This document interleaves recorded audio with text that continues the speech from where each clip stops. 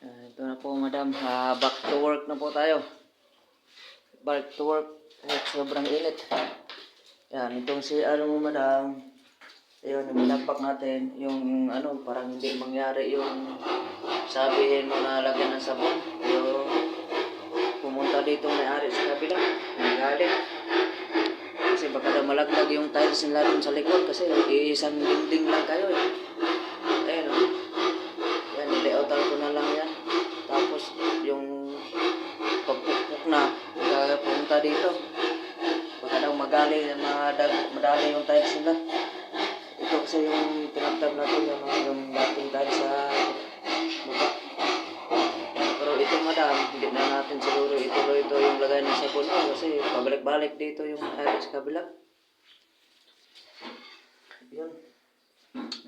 Na siguro yan. Mahirap na.